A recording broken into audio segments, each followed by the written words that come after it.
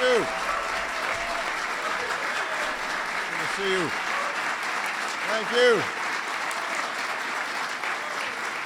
Thank you. Thank you. Please have a seat, everybody. Thank you for joining us today. It is a privilege to be among this diverse group representing labor, unions, and non-for-profit organizations and advocates for our business community. And I am pleased to be here with our outstanding Vice President, Joe Biden.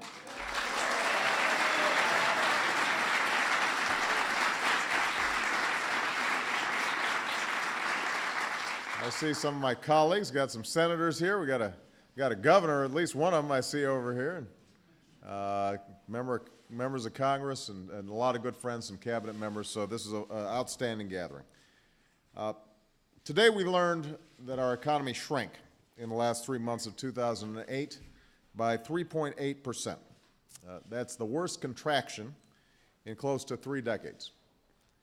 This isn't just an economic concept. This is a continuing disaster for America's working families. As worrying as these numbers are, it's what they mean for the American people that really matters, and that's so alarming. Families making fewer purchases, businesses making fewer investments, employers sustaining fewer jobs. The recession is deepening, and the urgency of our economic crisis is growing. Yesterday, we reached a new threshold, the highest number of Americans receiving unemployment benefits on record.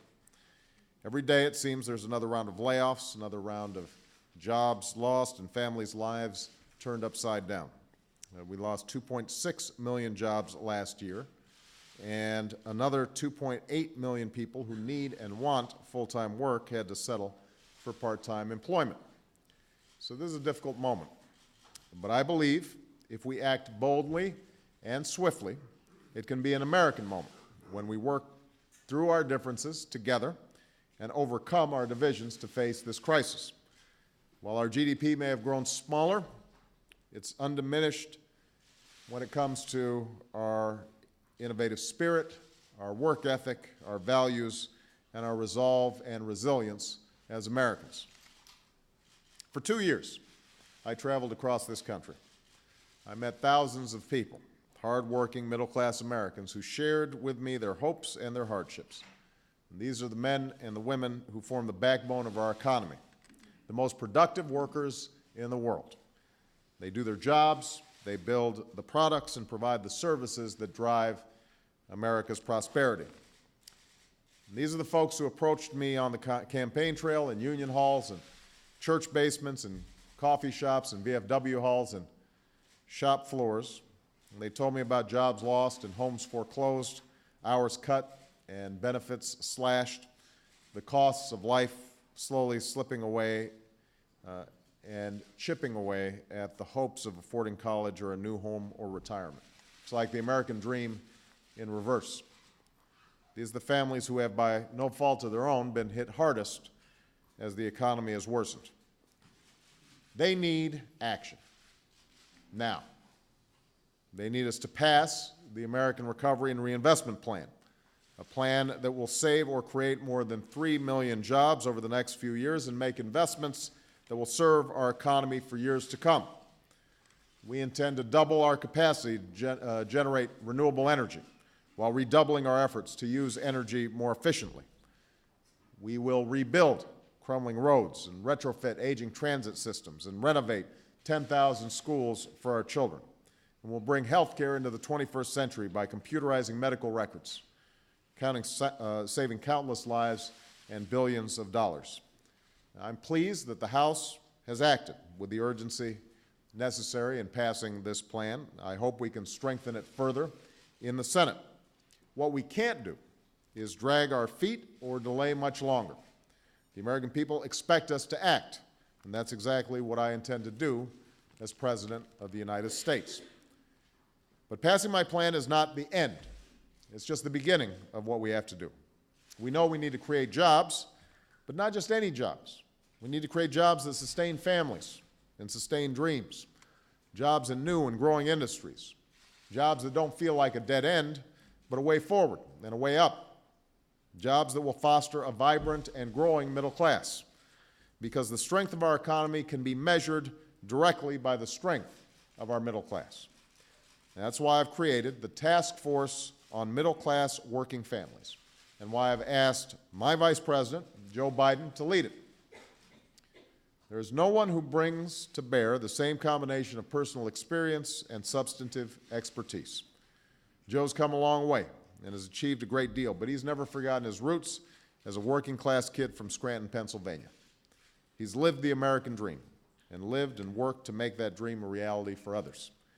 This task force will bring together my economic advisors and members of my cabinet to focus on policies that will really benefit the middle class. Policies to create jobs that pay well and provide a chance to save, to create jobs in growing fields and train workers to fill them, to ensure that workplaces are safe and fair, as well as flexible for employees juggling the demands of work and family. And I think I should note that when I talk about the middle class, I'm talking about folks who are currently on the middle class, but also people who aspire to be in the middle class. We're not forgetting the poor. They are going to be front and center because they too share our American dream. And we're going to make sure that they can get a piece of that American dream if they're willing to work for it. I also believe that we have to reverse many of the policies towards organized labor that we've seen these last 8 years, policies with which I've sharply disagreed. I do not view the labor movement as part of the problem. To me, it's part of the solution. We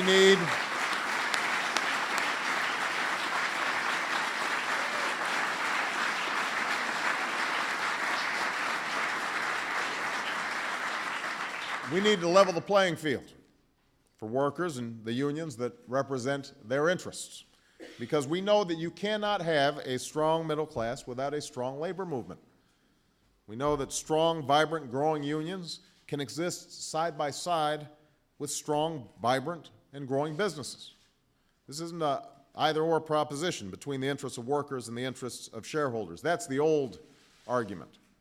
The new argument is that the American economy is not and has never been a zero-sum game.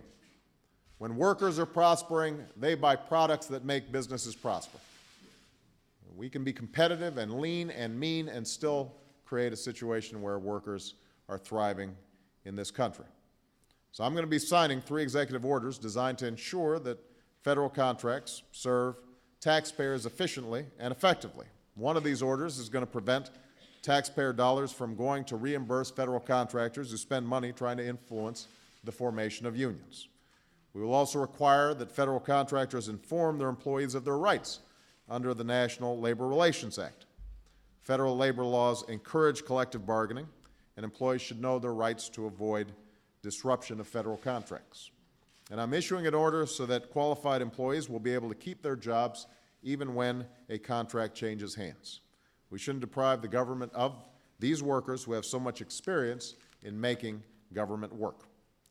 And we need to keep our energy focused and our eyes fixed on the real measure of our prosperity, the success of folks that Joe and I have met across this country who are working hard each and every day. I'm eager to see this task force in action. I'm eager to discuss its findings with Joe Biden and working with the people in this room. I intend to get this economy on track to create the jobs of the future and to make sure that the American people can achieve their dreams, not just for themselves, but for their children. So with that, let me introduce our chair of our Middle Class Task Force, my Vice President, and the pride of Delaware, Joe Biden. Thank you, Mr. President. Thank you, Mr. President, for that generous introduction. It's a pleasure to see all of you here today. As we announced this task force on the middle class, folks. I want to thank the outstanding individuals, many of whom are in this room, members of Congress, members of labor, members of business, interest groups that are here representing nonprofits. I want to thank you all for being here today. it's good to see so many of my friends from our friends from organized labor as well. Welcome back to the White House.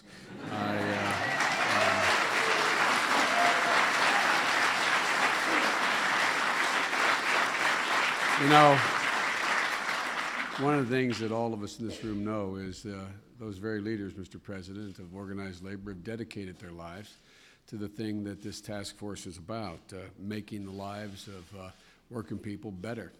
I would argue there would be no middle class were there not an organized labor movement that started 150 years ago. And I'm proud that this administration, with your leadership, Mr. President, will be allied in that effort. And I want to thank you for convening and empowering this task force, Mr. President. In doing so, I think you send a very, very clear signal to everyone in this country who goes to work every day without expecting a claim or big bonuses.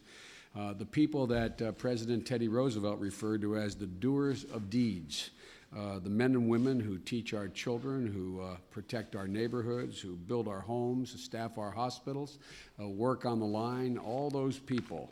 To this, the great American middle class, you have simply said, we're on your side again. And it's that basic from my perspective. And so for too many years, we've had a White House that has failed to put the American middle class at the front and center of our economic policies. And even when our economy was growing, there was and it was very solid ground on which to build. The middle class found itself slipping. Productivity went up almost 20% between 2000 and 2007, yet income for working families fell by $2,000 a year. And now with our economy struggling, the pain is significantly worse. Trillions of dollars in home equity, retirement savings, college savings, gone. And every day, more and more Americans are losing their jobs. And for many people, the work of a lifetime has literally disappeared. It's cruel, but it's threatening to sap the spirit of the country. Mr. President, you said it best in your inaugural address, in my view. You said, and I quote, "A nation cannot prosper long when it favors only the prosperous." Quite simply, a strong middle class, in our view, equals a strong America. Clearly, our most urgent task is to stabilize the economy, which the President is well on his way to putting in place the building blocks to do that, and to put us on the path to recovery. But on top of this urgent task, though, we have an important long-term task as well. We need to make sure that the benefits of a strengthening economy, which we're looking forward to, reach the people responsible for generating that strength. That's why President Obama has asked me to lead this task force, to bring together those cabinet members who have the greatest impact on the well-being of the middle class in our country, as well as seek the opinion and ideas of others in society as to how we can best accomplish these notions. We'll be looking at everything from access to college at the Department of Education, to business development at the Department of Commerce, to child care and elder care with Health and Human Services, to restoring the balance in the workplace with the Department of Labor, and restoring labor's place with the Department of Labor. And so this task force, I think, reflects a critical insight by President Obama, that we have to bring together the knowledge, the talent, and the skill of the people across the whole range of government to best tackle these problems. As I said, and invite the private sector to offer the best ideas available to help us do that. With this task force, we have a single, highly visible group with one single goal: to raise the living standards of the people who are the backbone of this country, the middle class. Because when they, in fact, their standard is raised, the poor do better. And by the way, the wealthy do better as well. Everyone does better. So today, with the signing of the President's executive orders, which he's about to sign, we begin the work of the task force. And I want to announce that our executive director will be Dr. Jared Bernstein, a man who has dedicated a substantial portion of his professional career and his writing and studying to the economic issues that most impact on the lives of middle-class families. We're also launching a website today. The website will be a strongmiddleclass.gov. Now, this website won't just be a source of information. Hopefully, it'll be a place for conversation as well.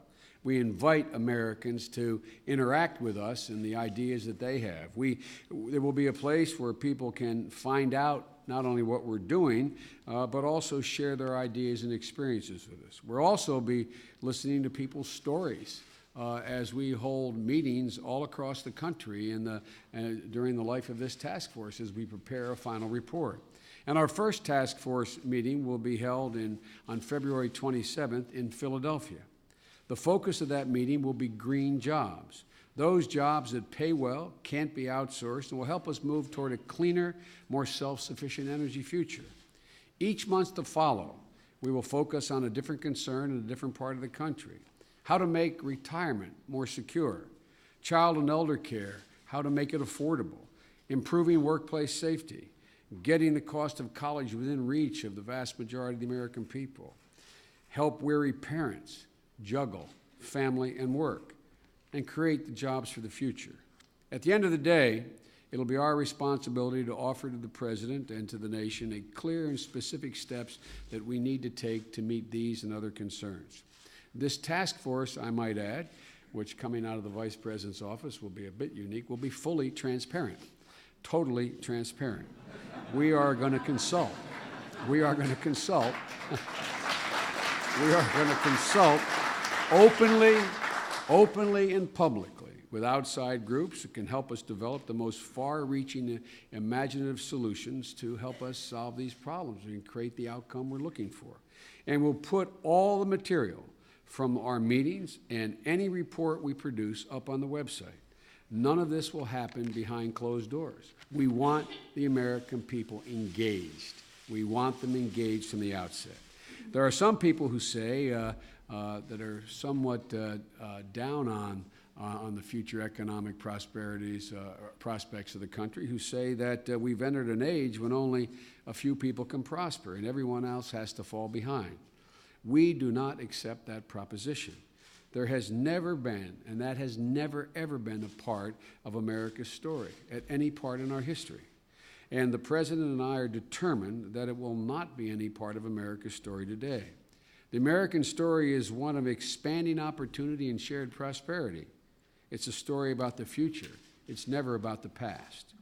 It's a story in which we put the middle-class families that are the heart of the nation at the heart of our efforts, because it drives everything else.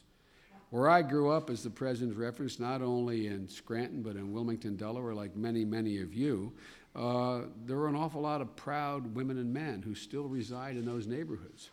They don't want the government to solve their problem, but at a minimum, they wanted the government to understand their problem, be cognizant of the problem. They just wanted leaders who not only understood their problem, but leaders who would offer them policies that gave them nothing more than a chance to make it.